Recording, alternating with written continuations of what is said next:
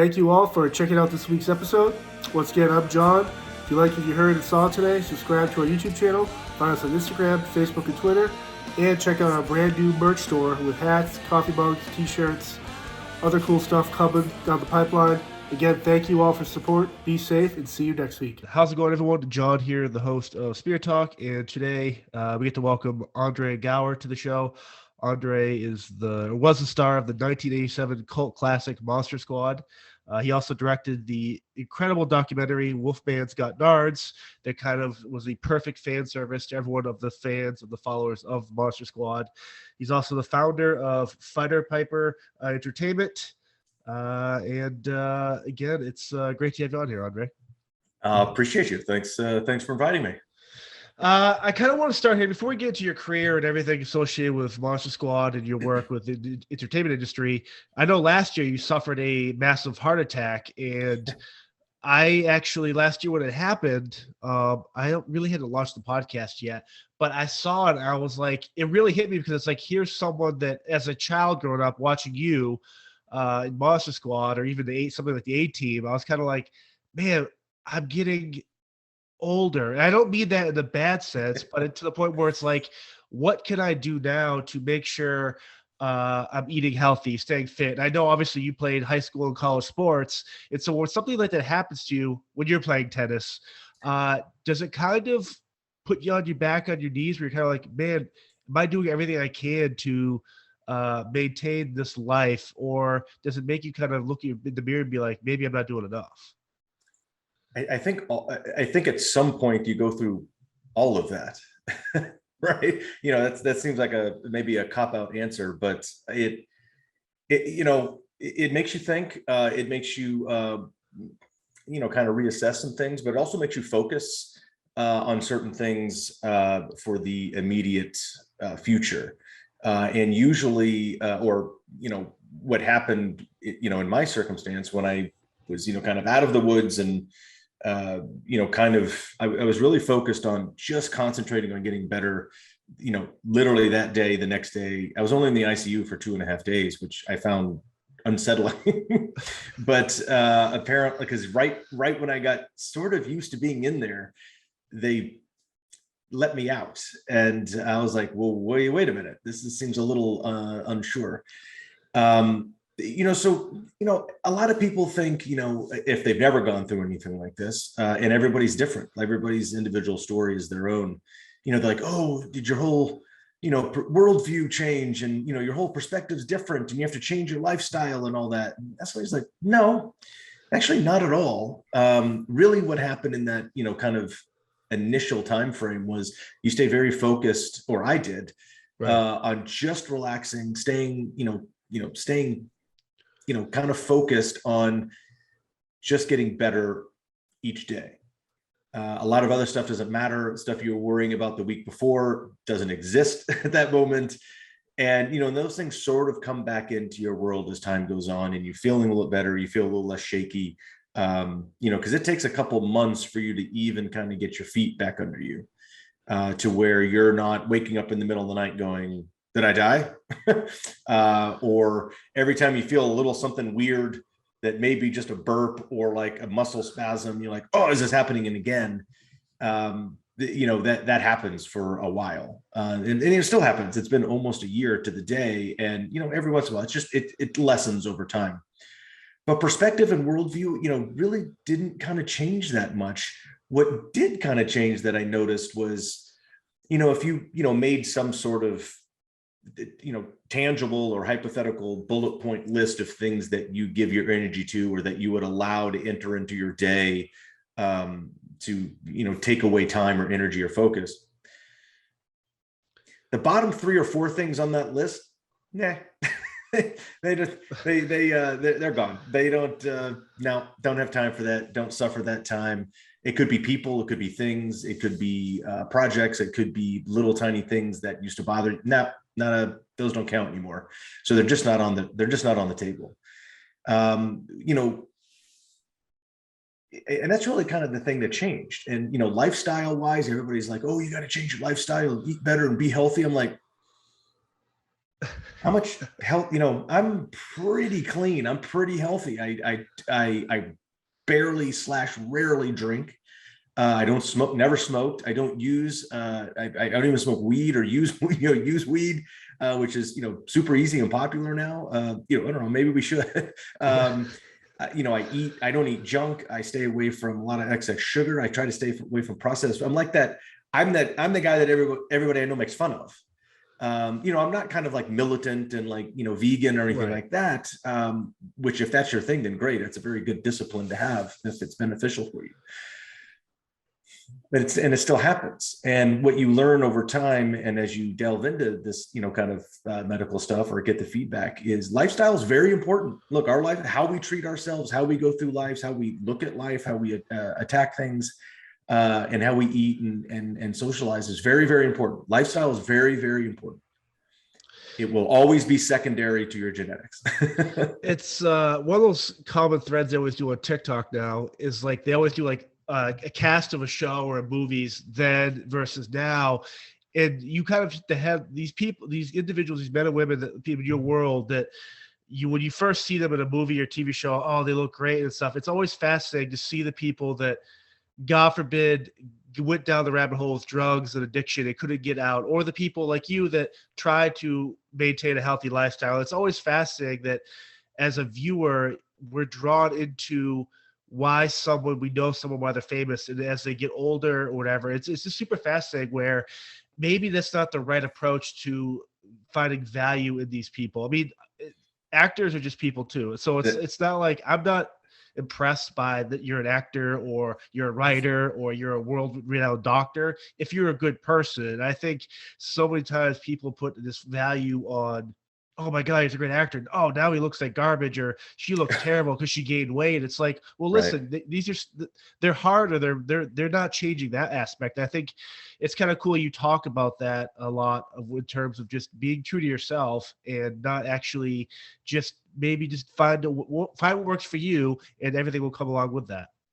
Yeah, and it's a double-edged sword for the people that are, could or maybe are in that focus or that lens, that people will pull up some sort of, BuzzFeed list of, how bad do these people look today? Sometimes it's their fault and sometimes it's not their fault. Look, we all get older. And like I said, I was talking about with, certain type of, biological health, genetics is number one. Genetics is number one in everything. So we're all going to deteriorate. We're all going to get older. Our hair is going to go, our back is going to get a little weaker. You can do things to help that. Yes. And, a little bit counts. But yeah, no one makes a list of like the top 10 worst accountants that 10 years ago looked great and today they look terrible. Oh my God, look at, Jim Farney. He gained 35 pounds while he was doing that audit. No one does that. Why? And it's because the cult of celebrity, I think, is a thing where we focus on that. And I think if you step out of, being a notable name or a celebrity of some, whatever your level is, and you look at it and you're like, what do people do here? Like, are they living vicariously through? Are they wanting that, or they don't have this life, so they really want to drag someone down? And we always want to drag wealthy people down because you're not wealthy. It was like, if you were wealthy, you wouldn't be dragging yourself down. Don't be hypocritical here.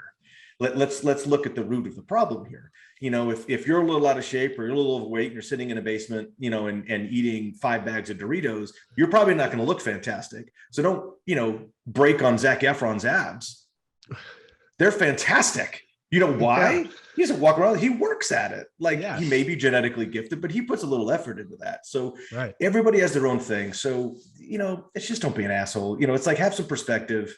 One thing I don't like is I really don't.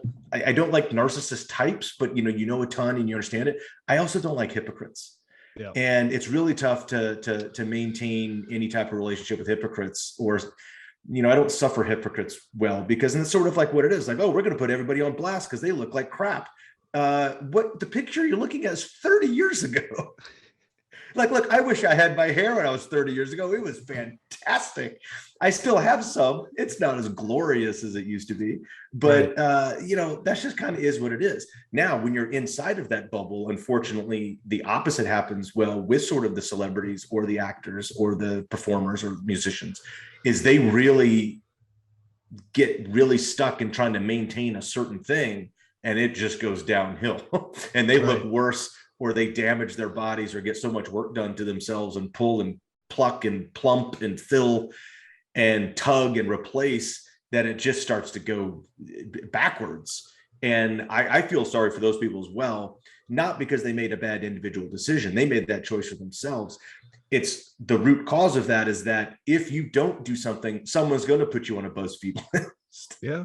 That's a little unfair. We're a little unfair, to each other all over the place.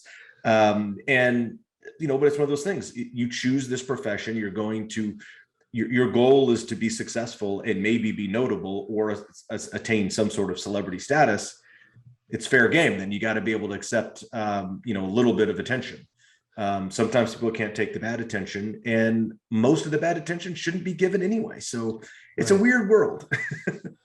As you've gotten older, in terms of creativity, have you seen a change in that per se, in terms of what you're doing or your output or what you're kind of putting out there? Or is this something that you've always kind of been this creative person in terms of whether it's directing, producing documentaries, whatever you're doing now with your company? As you've gotten older, have you found that maybe even after the heart attack, where maybe these ideas you thought could have been crazy at the time, why not just get them out there in the world now? Because who's to say they might not ever get out there?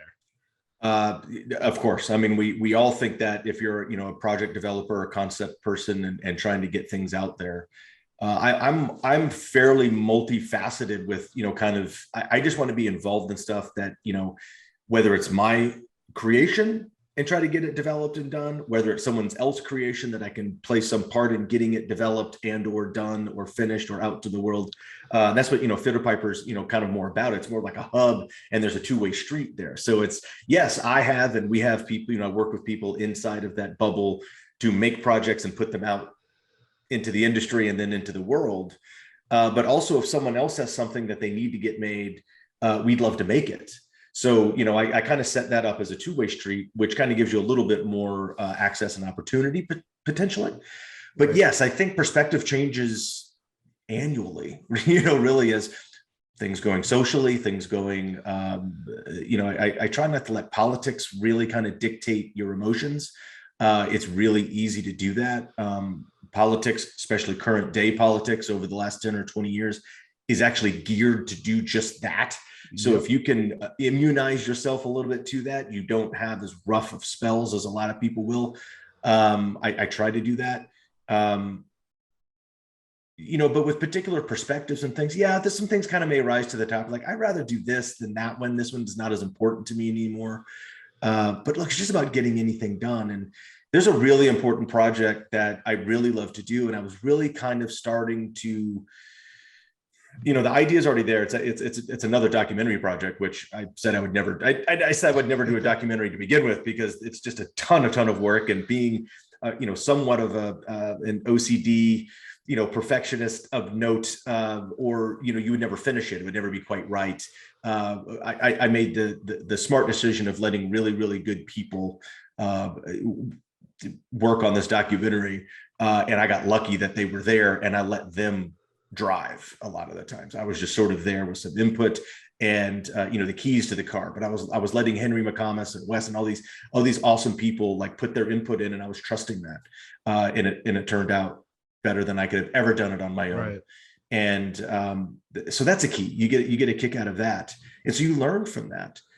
There's a neat project done that that I'm already way too late of the concept anyway to get what I ultimately wanted in it, and that would be a number of faces on camera, including my dad, who died in 2014, because he's actually part of this story. And I didn't think of putting him on camera, even with my iPhone. When I was kind of taking care of him as he was dying, I should have just put him on camera for a little bit, so you had something that you could use later. I wasn't in that kind of producer / director headspace at the time. And so that project's still fascinating to me. I think it's still current. I think it's a conversation piece. And ironically, it's about child trafficking. Wow. Which everybody thinks is a new problem.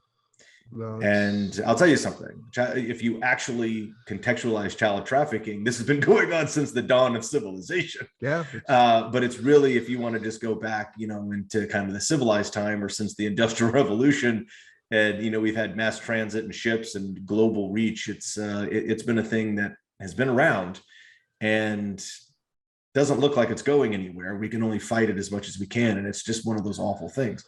And so that's something that I'd love to get kind of rolling and done before much later.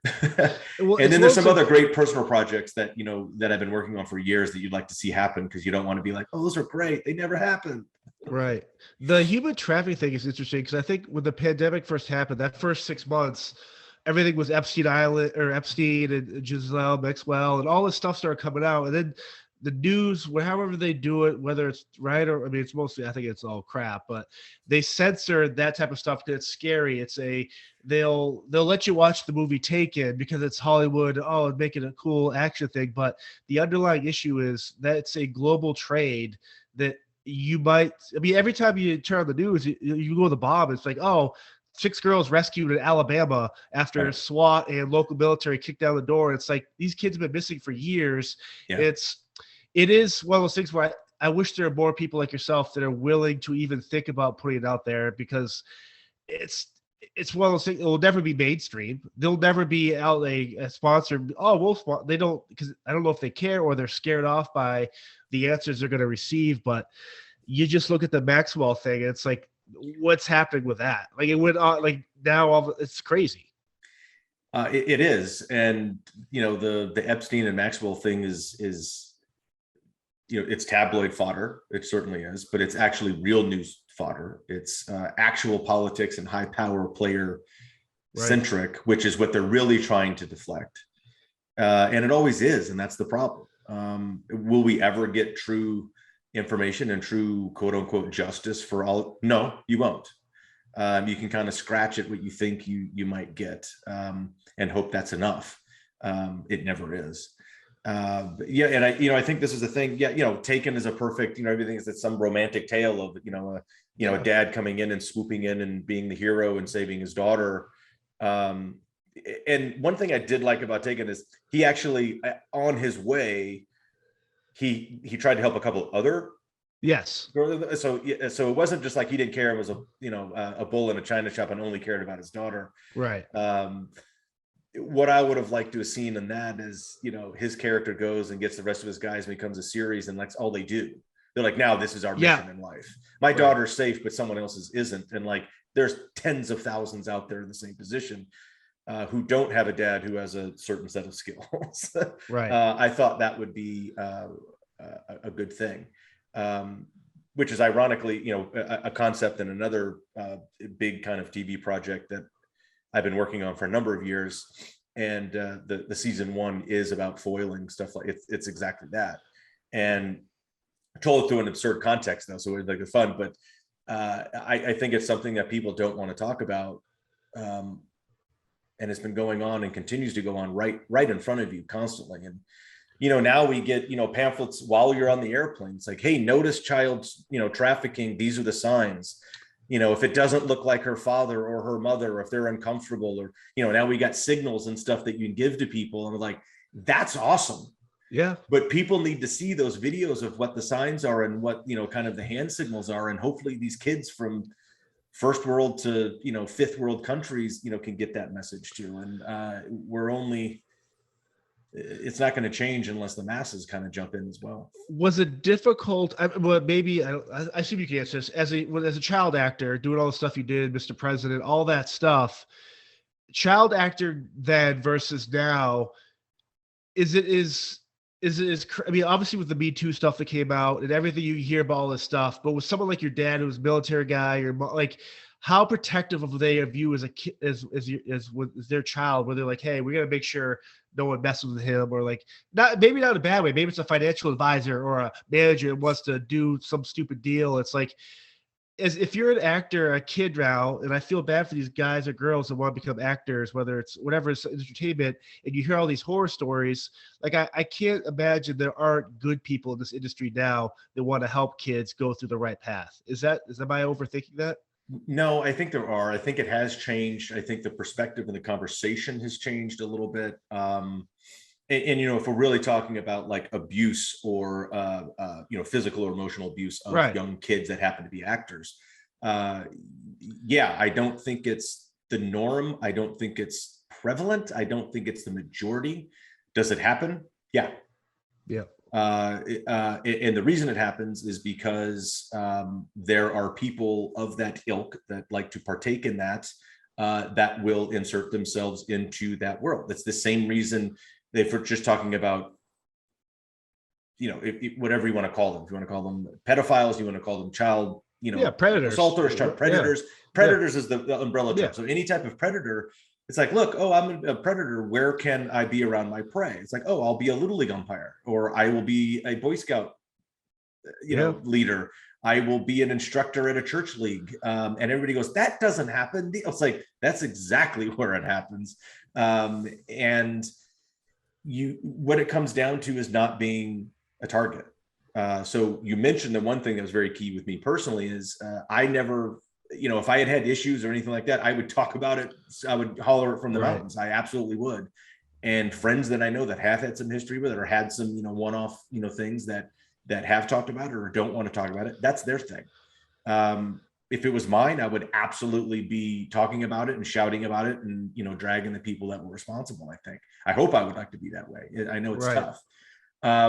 One reason that we've had these conversations with each other for over the years, and, predators, if you're not prey, you're not prey. If you have a support system or a structure around you, have people that give a rip, that are paying attention. Sometimes it's a little too suffocating. Sometimes, now we have, people that are way too in a bubble and insulated, but I'd rather err on the little side of caution on the median than on the wrong side. There's a lot of things I wasn't able to do, or things I got invited to go to that, my mother or my parents decided wasn't a good idea. There was people I wasn't allowed to hang out with for a certain reason. I didn't know what those reasons were at the time. Some of them became clear later. Some of them were just the people that had fun and partied a little too hard. And, some of the, the girls or the women that you'd want to hang out with as a teenager, you weren't allowed to go anywhere or be associated with. And, in the long run, that's okay. And really what that does is that doesn't, put you in a situation to have an issue. And I was very, very, I don't want to say I was bubbled or over insulated, but I had a support structure around. And then that makes you not a target, really what it is. I don't like when parents put their kids or take their kids around this industry and it's about everything else except for the kid, which I see a lot. I saw back in my day, I see now. It's really about the parents. They may be living vicariously through the kid, which is bad. What's worse is that the kid is your meal ticket. You're not doing anything else to support your family. You're just kind of pushing your kid to, buy the house and the cars and the TV dinners. That's bad. The other time is when you're in it and they don't care and you're completely neglectful and you turn your kid over to complete strangers or other people for a career and you're just reaping the benefits from it and you're not actively participating in it. That's where you have a lot of problems. Sorry about that. I had to sneeze. The air just kicked on in this room and made me sneeze. And, when that neglect, those last two situations, they don't really care. They're not really participating. It doesn't matter as in the meal ticket. So yeah, maybe we have to put you in some iffy situations around some people, but that's what it takes. That's awful. That's not what it takes. You can do it the other way. But I think the third thing I mentioned is the worst, where it's just complete neglect. They're not active participants. They don't know what's going on. They're trusting other people that they don't know. You are asking for potential problems. It's not 100% every time, but you are setting yourself up for issues, and you're setting your child up for bad news. Not saying it's a guarantee, but it's a little bit more possible. one of the things I've really fallen in love with again, like I've loved Stranger Things. I love the whole idea of these kids in the middle of good versus evil. Yeah. And it's some really dark themes about life and death. It's super powerful. But I found myself after I watched this last batch of episodes of Stranger Things, I went back and rewatched Monster Squad, which for me growing up, that was like the one that movie and Predator was the only recorded off TV. My parents let me watch. That was never censored. And as I got older, I started asking questions like, "What's this word mean?" Or "Why is he staring at the window? Why is Rudy staring at the window with those girls?" And like all this stuff. Right. But ultimately what I love about it is Stranger Things is such a good throwback to that era when kids could be kids and get caught up and try to help each other in these crazy scenarios. And I can't help it.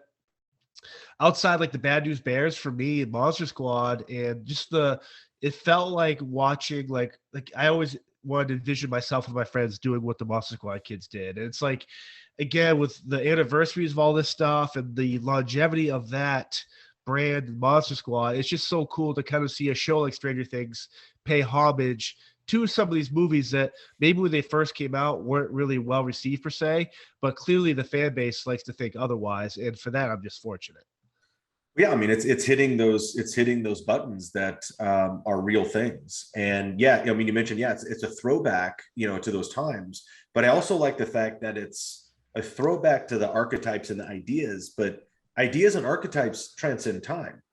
They can act, they're current kids and they're just dealing with something supernatural, something crazy or monstrous or whatever, in a current day context, which gives a current generation of kids something new to look at, participate in, enjoy, and then go out in their backyard and emulate that. And hopefully that translates into years later where they stick with their friends. They know they're stronger as a unit as they are would be by themselves. And you can actually accomplish some things, whether you're, battling a monster for the soul of the neighborhood, or you're saving the world from Dracula and his minions, or really what it is hopefully it translates into real world monsters or real world problems. And the simplest thing is you stick up for your friend, or even better, someone who might not be your friend that's getting treated poorly or getting treated shittily by someone else. And you don't know that impact. It's not about you. You don't know the impact that you might make on that other person if you just said one thing, right, or befriended someone or stood by them when they felt a little down for 5 minutes. And just you didn't have to say anything. And I realized that I've been fortunate enough to, I've never been, the sweeping in hero and save the day and, beat up the bully that was knocking down, right, the smaller kid. Cause I was usually one of the ones that might've been kind of, getting hammered on by the bigger kids. But I have a couple instances in my life and I remember it very vividly. And, going all the way back to like 5th, 6th grade and things like that. And that's where this all counts. And that's where this all starts. And it starts in the home and it manifests on the playground or in the cul-de-sac. And now the problem is there are no playgrounds or cul-de-sacs. It's manifesting in chat rooms and online games, right, where everybody can do whatever they want to. And it's just awful. So I don't know how to, kind of participate in that. I think it's great because it's imaginary and fun and you can connect with so many more people around than you would in just your neighborhood back in the day. But I think it's also scary as shit because kids have access to other people or adults or other kids that are just mean, and like then it's really hard. It'd be really hard to be in that world right now. It's like, I remember when growing up, like we'd play cops and robbers or cowboys and Indians, or I mean, some say it may be politically incorrect how to phrase it, but growing up, we would always build tree forts and we'd always meet up on every Tuesday or Friday night when our parents would be, we were in the woods. We're not going back till after dinner, sun's going down, and we would just talk about play with pogs or trade cards. It was just like everything in that movie. It was like the perfect movie at the perfect time, where I wish kids today, if you're going to go through, watch a movie like that. I mean, obviously there's some tasteful things in there now, I guess, that the people want to censor you from, but there's such a powerful impact to the idea you talk about of real, like the scary German guy. I had to grow up in an old Italian neighborhood as a kid, and there are older people in that neighborhood that were scary as hell, where you see that movie and you're like, well, maybe I go talk to that person. Years down the road, you go trick-or-treat at the house and that person's inviting you to have cannolis and hot espresso, and you're kind of like, man, what was this for Fred Dekker and Shane Black to the writing of that thing is incredible. The acting is just superb, but it's like the perfect blend of everyone we're going through today. Like, watch this movie now and just realize, holy shit, maybe we had it wrong these last couple of years. Yeah, and like I said, because you tie in Stranger Things, and it's really that those archetypes in those situations, and being the kids playing in your treehouse, or in behind the garage where you make a little kind of bivouac fort or something, or out by the stump by the creek, and by whatever your friend's house is in the backwoods. Those are all really very impactful, practical learning experiences for life. You're figuring out problems, you're getting from one place to the other. Now it's different because we're all stuck in basements, yes, or your upstairs playroom. And there's very little interaction between people. But I think that's why Stranger Things hits. It's not just look, the adults that are watching Stranger Things love it because we're like, oh, we love that feel. We love the Kate Bush song. That's great. I love it. And then, Kate Bush's song gets a resurgence and we're like, what are you talking about? You never heard that song. But the kids that are watching, it's all brand new to them, but the experience and the practical kind of lessons that it may teach, or the subliminal message that it may teach about banding together, figuring something out, working to a common goal. It's good versus evil when it comes down to it, work on the side of good. And it's very interesting. But those are all things that imprint on us as young humans, whether you're a boy or a girl, and now, whether you're not sure and you want to be whatever you want to be, even more so, you've got to interact with people and figure it out. And I think movies are very, very, books are great, even better, because you get to create, what you want in your own mind, but movies do a very good job of that. And I don't think they see as many as they used to, even though we have all of this content streamers. I don't think kids get exposed to as much cool stuff that could really make an impact on them. And I'll tell you, it's, I was talking about this last night, and, the one thing that I cherish and, my whole world is I had great friends, and I have great friends. And I know not everybody has a boatload of. I have a boatload of friends that I still stay in contact with. Yeah. I have a small core of, like the starting five on one hand that would be there for you, if you needed it, and they have been more than once. Then you have that second round. I have friends that I'm still in contact with that were pals from the 6th grade and 7th grade and 9th grade. And maybe we don't see each other every day, but there's still that connection. And I remember the times that we had, and the adventures that we had, and the birthday parties that we had. And I'm really thankful that I had that. I know a lot of kids don't have that. If I could give every kid in the world one thing, it would be that. It would be friends. That impact that you get by having really cool friends, even if it's for a short amount of time. And I always think back, and we always talk about, everybody asks, like, what's the best kids adventure movie of the 80s? And everyone wants me to say Monster Squad. And it's not Monster Squad. And they go, oh, is it Goonies? I was like, no, it's not Goonies. And, it's really kind of tied. And I think there's two fantastic kids adventure movies of the 80s that every kid should watch.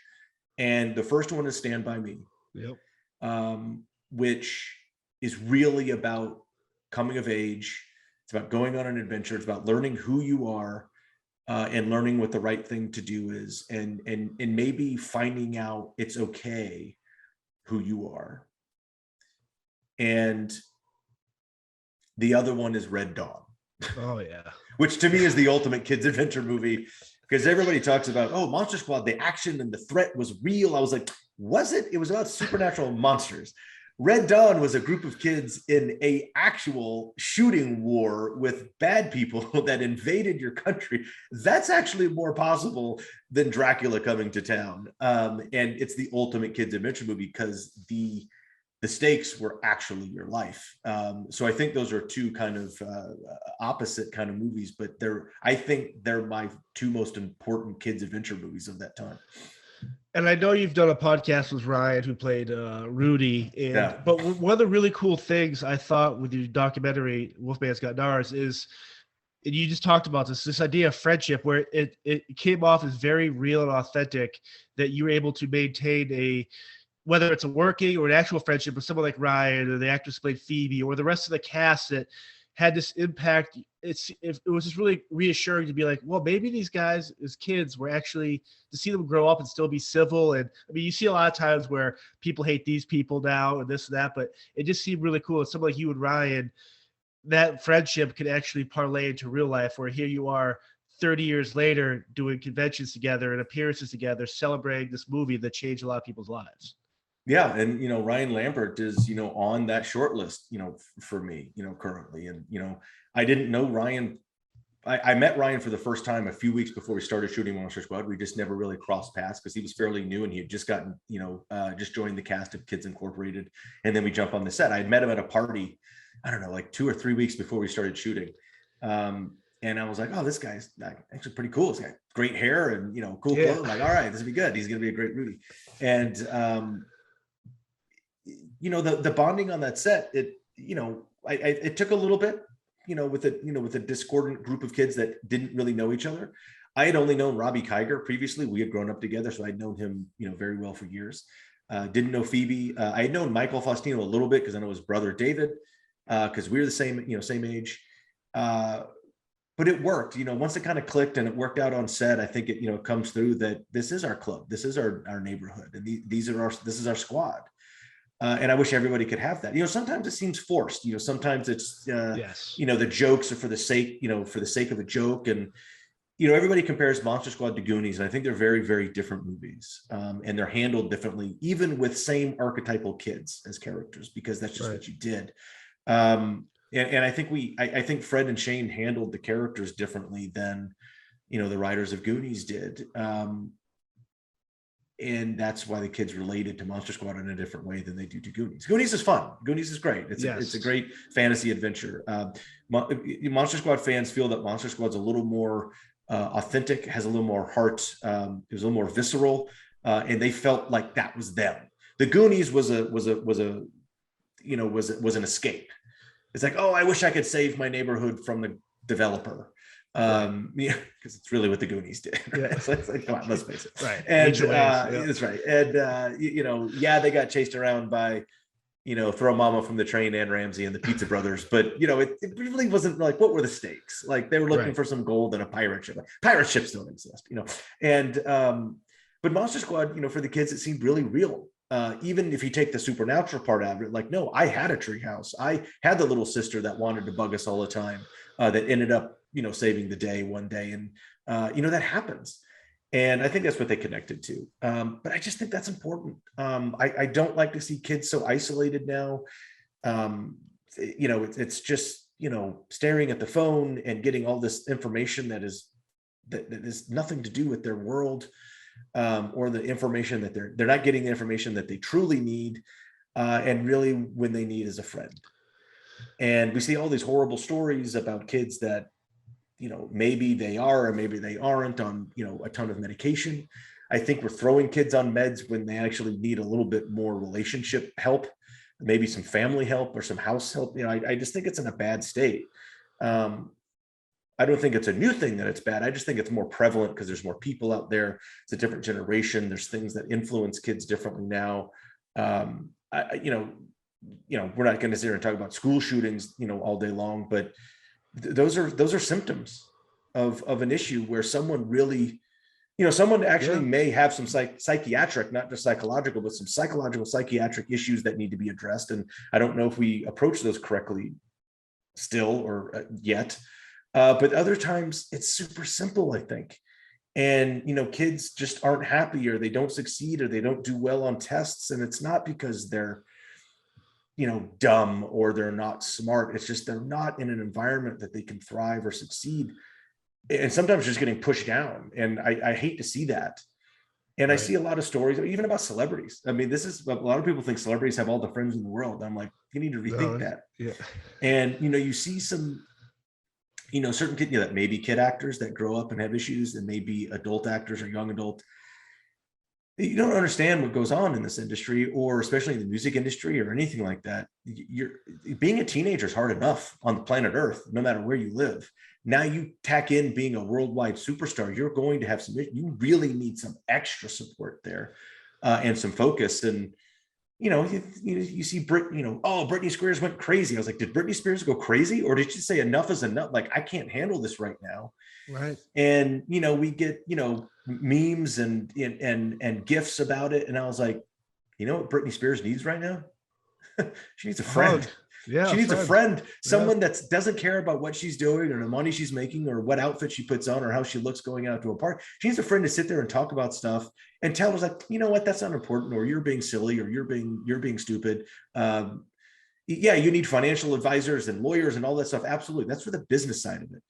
We need human help or human assistance. It's just kind of being human, and you'll go bonkers if you're by yourself. And I think that's really kind of the core of 20, 30, 40% of the issues we see today.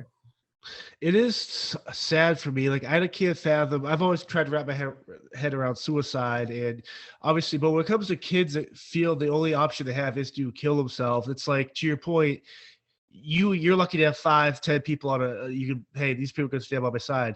But how do we as a civilization get to the point where it's like, give at least one of these people who's thinking about suicide one friend to call?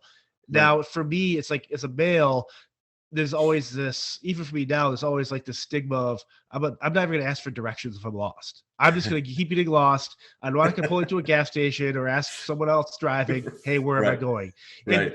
And that's the funny part of it. But I think there's something to that where it's like, I've known more kids in the last couple of years that I would consider strong, athletic, just people you would not see. They're the ones that are worse off, saying, I don't know why I waited so long, I almost overdosed, or I tried killing myself. Because I'm like, dude, I had no idea. It's like, I wish I could read minds. I know you could. I know a ton of people wish they could, but we can't. It's like, how do we make it where it's like, you have the confidence to approach someone and be like, hey, even if there's someone that listens to this episode, here's you talk, and he sends you a message on Instagram and say, hey, I'm really down on my luck. I almost thought I'd kill myself, but I heard what you said about finding that one friend, and I'm going to do that. And it's like, there's power to this stuff.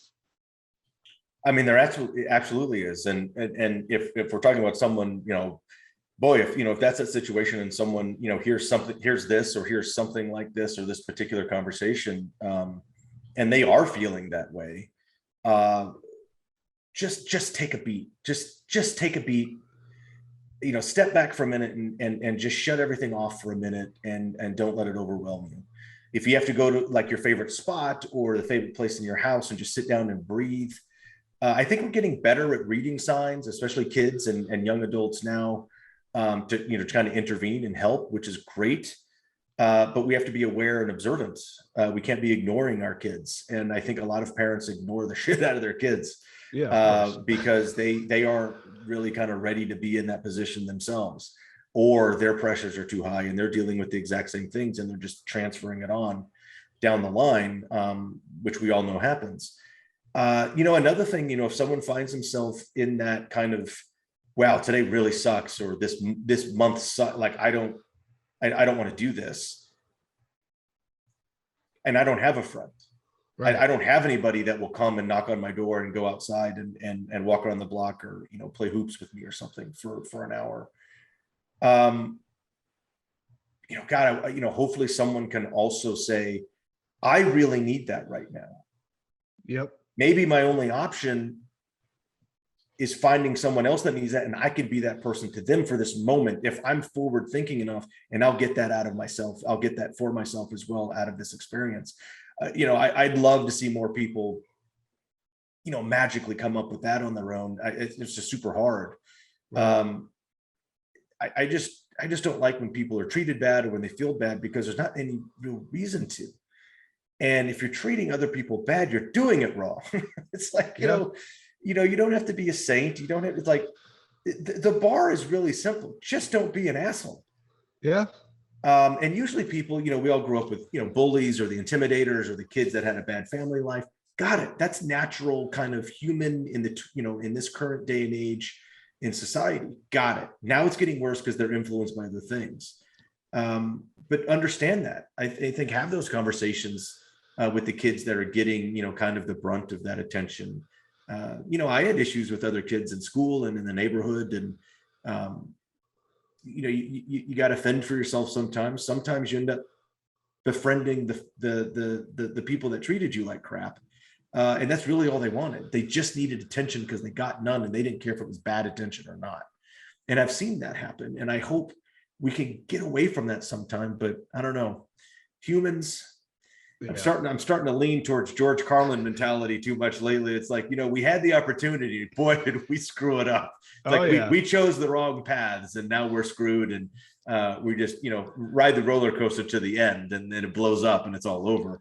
We had an opportunity to really do some good stuff here with this planet and with civilization and industrial revolution. And we chose the wrong choice.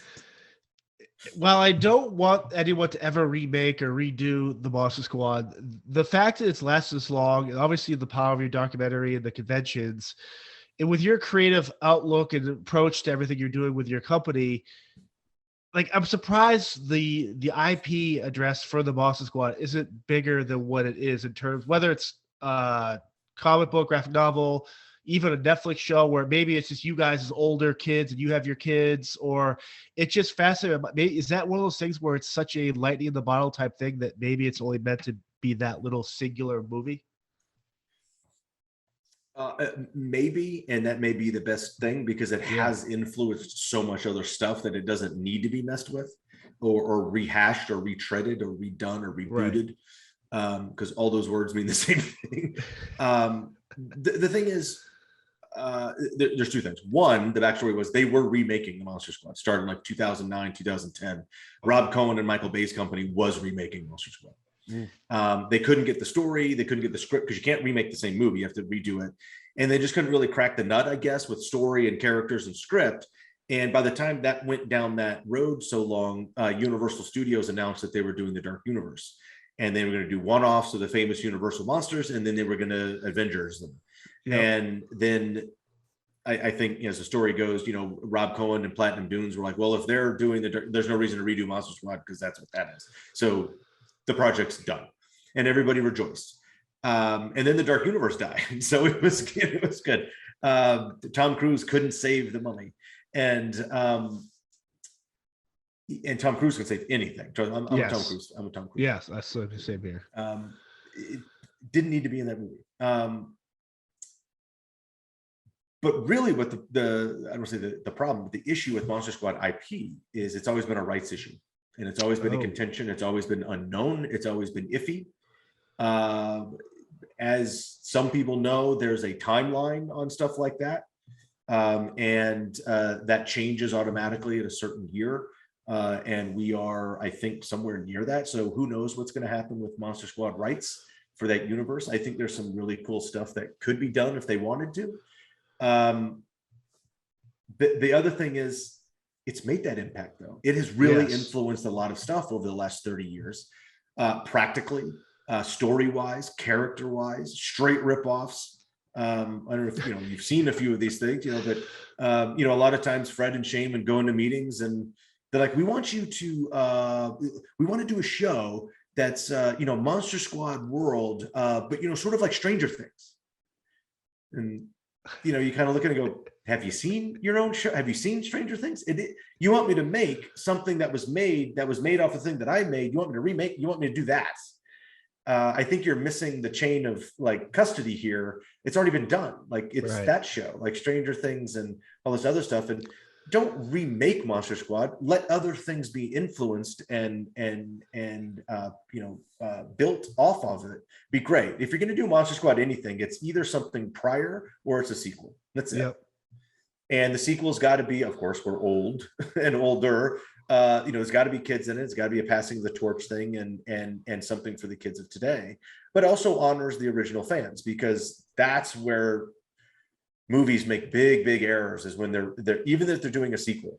Not a reboot or remake, but when they're making a sequel and they're like, oh, we got all this legion of fans, and they don't make the sequel to kind of engage and honor the original fan, you're really doing it wrong. But studio mentality is we need the widest, newest audience to go forward. And I was like, do you?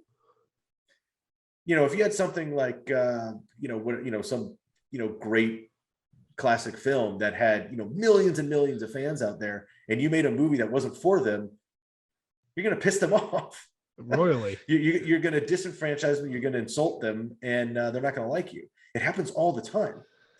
Happens all the time. What I would love to see, I think there's a great Monster Squad sequel concept, somewhere out there. I wrote one years ago. I think it still holds up. I've been adding to it and updating it as we go, just conceptually, which kind of works for all of that needs to work. What I think is really cool is I think there's a series, because hopefully people that listen to your podcast have seen Monster Squad and they know what we're talking about here. At the beginning in the crawl, it says they blew it, when we start 100 years in the past with Van Helsing and his guys. And there's a lot more stories, a lot more footage shot, but it says they blew it. Like, we never understand how they blew it back then. And what it is the long story short is they capture Dracula, they stake him, they kill him, they put him in a wagon, and then he escapes, right? And that was actually a setup scene to Rudy's kind of final battle payoff that we never knew. But Dracula gets away. And so he's roaming around because, the balance, with the amulet and good and evil is only equal every 100 years at midnight, per lore. So he's got to walk around for 100 years waiting for this particular day. And then this is why I like to think that everybody's like, your Dracula's so mad. I was like, yeah, he's walking around. He had to wait 99.99 years for this moment. And then a group of kids get in his way and he's really pissed off at them. And I want to see what Dracula was doing for 100 years leading up to our story. Yeah. Like, what was he doing? Did he start World War I? Like, what, I think you can reverse Forrest Gump Dracula for 100 years where he's really involved in all the bad shit that's going on. Right. And influencing bad people and bad states. And, I think it's a great story. And, in my mind, every decade is a season. So that means you would have like 10 seasons. Right. Like, I think what's great though about that, and again, for the whole movie, like, is when you talk about this idea of a sequel, but I could picture Rudy's character handing off his leather jacket to his son now, or how's Phoebe as a mother now that she went through all that, and how protective is she of her daughter she has. And I think, again, it's a testament to all you guys really buying into the script and making this movie believable when God, I mean, the way the world is going right now, I would not be surprised if there's a werewolf or a gill monster any day now. But at the time, as a kid, for me, growing up and seeing that, it was just so surreal to be like, man, if this really does happen, I am going to have to find like 6 other friends to help me beat these things. And again, I can't thank you enough for even, like, when that script comes across your table, was that a no-brainer for you? Did your parents or whoever at the time have to be like, well, this is what this is really about, or did you have full say over that? Well, in that initial audition process, it was just another audition for a role in a movie on a Wednesday afternoon, really. And then you start getting callbacks and you're going to producers and meeting the directors and reading and continuing to audition and screen test. And then you start reading, you read the full script, you get more, information. And I thought it was good. The script was much larger and deeper and had some really cool stuff that we don't have in the movie that was actually done. And I really liked it. Did I like monster movies? Sure. Did I like the classics? Of course. I thought this was a really cool mashup of what, finally got explained by Fred, years and years later. His original concept is, what would it look like if the Universal monsters fought the Little Rascals? And that's what this is. And a lot of kids today don't know who the Little Rascals are, and that's exactly what it is. So I thought it was really, really interesting and cool. What was different about that time, since you asked about initial, thoughts on the story or the script, I was reading that script from a different lens because I never auditioned for the role of Sean. Wow. And because of my body of work leading up to that, August of 1986, whatever we started casting, I was always the cool kid with the great hair and maybe a leather jacket or two. And I read for Rudy. I auditioned for Rudy. And I know why I'm not Rudy. Could I have played Rudy? Sure. It would have been a little campier, a little funkier. It would have been different. Just because it was me, because I could have done it. Sure. I know why I'm not Rudy, because Ryan Lambert went in his auditions and absolutely murdered it. and Yeah. became Rudy in that moment. And we learned that years later, and I understand exactly why and how he did that. And that's great. Where I'm really super fortunate is I never got called back to audition and read for Sean. Somebody in that group, I still don't know who it is. I think maybe this is, maybe I'll find this out one day.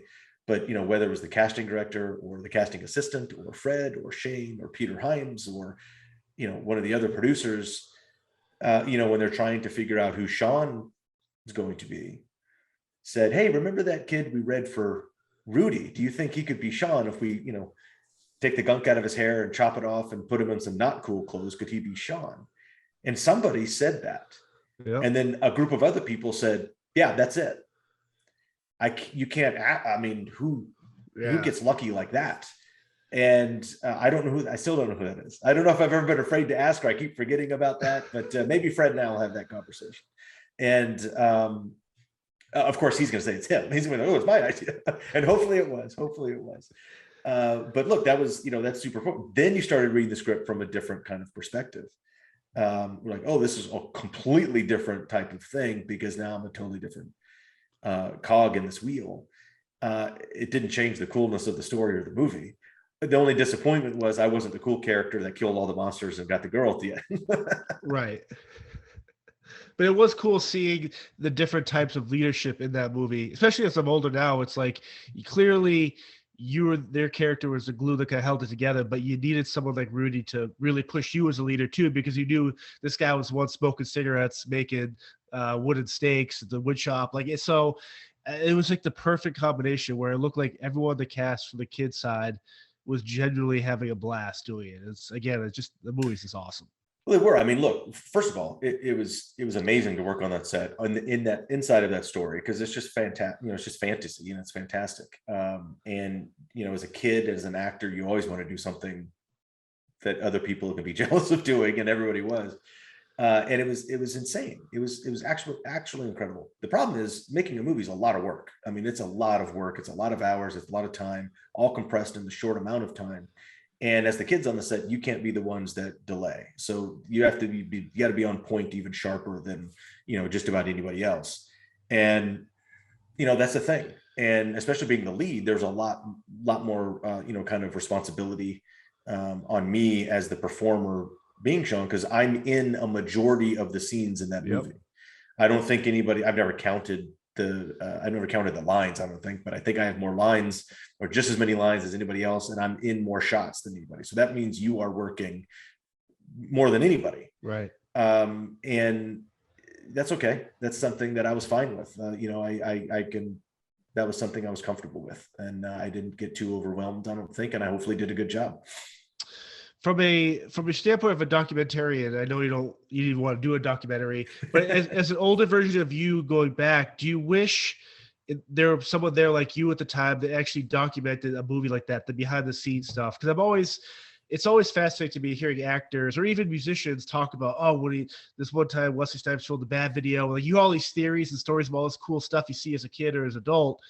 And I'm always like, well, why didn't they take more pictures of Marlon Brando and Al Pacino together? Like, why these great movies? You hear all the actors talk about them, but as they pass on, and you start losing like these stories, I just wish there was someone there that actually just documented kind of like the behind the scenes aspect of what you all were doing. Because as a kid, if I was a kid and I went back now and got to work with Stan Winston Studios and to see all the creature effects and that stunt team is amazing with Alec and all that. It's like that stuff right there would blow my mind.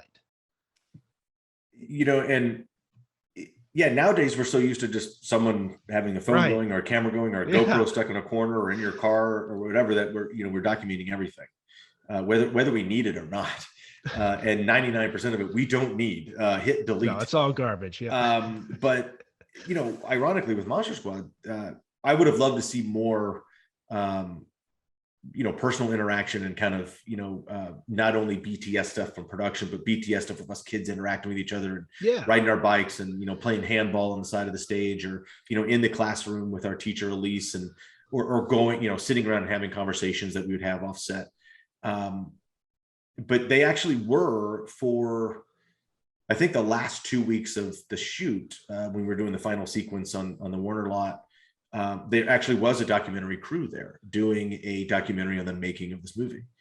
No one ever saw that documentary until some of it came out in the 2007 special edition DVD with some of the interviews that they did with the writer, director, producers, things like that, and showed a little of the footage. But really all they did on that Lionsgate DVD, I believe, was a lot of the talking head interviews. Gotcha. That's where we knew we had some gold for Wolfman's Got Nards, because we knew there was more there and no one has ever seen it. And so we got some of that BTS footage from that 1986 documentary crew footage that we got to use in Wolfman's Got Nards, which brings it to a whole other level that fans really like to see. Like there's one thing I had to put in there was, like my stunt work. I was up on a rigging when I'm flying into the vortex, which we don't see in the movie because they cut it. Damn it. So I was like, this was my personal vengeance. Like I'm getting the editors back. I'm like, people are going to see that shot. But there's this great, little sequence where Fred is kind of working with Ashley on this one shot and telling her to look this way and, be sad. And come on, it doesn't get any better than that. No, it doesn't.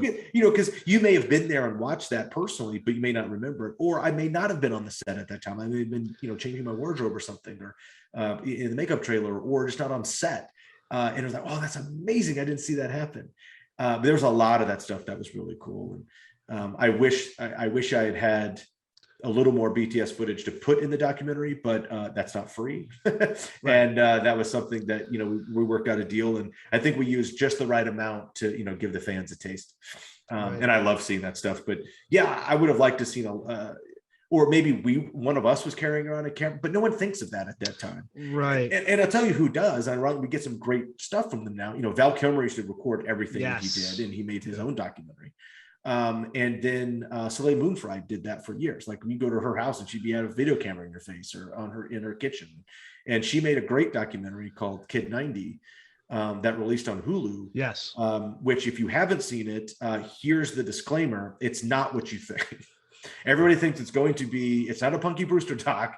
It's not a nostalgia 80s, kid television documentary. It gets dark. It's about her life. It's about her friends. It's about some bad shit that goes down, and someone documented all of that. And some of your bubbles are going to burst watching it. And it's fascinating. It's fabulous. I commend Soleil Moonfry for one of the only people that has the balls to do that. Right. Before I kind of let you go here, this has been amazing. If people want to check out Wolfman's Got Nards or any other work, social media sites, website, where can they download? Where can they watch that movie? Yeah, certainly a great place to start is follow me on Twitter and Instagram. It's at Andre Gower on Twitter. It's at Andre Gower Official on Instagram. The documentary Wolfman's Got Nards is at The Squad Doc for both of those handles, for both of those platforms. And if you are a VOD fiend and you like to just watch stuff VOD because it's super accessible, it's on Amazon Prime, it's on Google Play, it's on, it could be at your local library streaming site. If you're in the US and Canada, it's available now. iTunes, just kind of search it, look for it. It's on Vimeo. It's on a ton of different platforms. If you're international, it's getting released actually now in different countries like Germany, Spain, awesome. The UK, Australia. So just kind of search or, ask those distributors that announced that, or, ask at the Squad Doc when that's coming out in a certain country. They'll try to answer that for you. Just, hit me up, hit the documentary up. If you have any questions or just want to, definitely follow. We love new friends, new family. Friends are family, and family are friends, and fans are all part of that.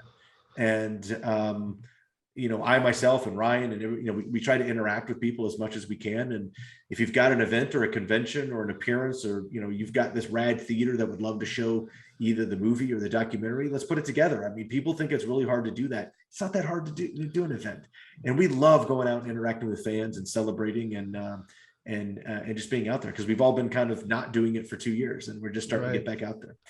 Well, again, Andre, thank you for taking the time today. It's been amazing. Probably have to go back and watch Monster Squad a couple of times now because I'm geeking out. But thank you for everything, and we'll have to do this again someday soon. Hey, John, appreciate you having me on. Look forward to the next time. How's it going, everyone? John here, the host of Spear Talk. You might not know this, but before I record an episode, I like to break a sweat. And I do that using the Chop Fit. Over the course of the past year, the Chop Fit has allowed me to lose weight, tone up my body, and feel even more amazing about myself. A feeling that you should all feel about yourself as well. If you use this code, SpearChop10, you get $10 off your order. Once again, use code SpearChop10 for $10 off your Chop Fit order. It'll change your life. Thank you.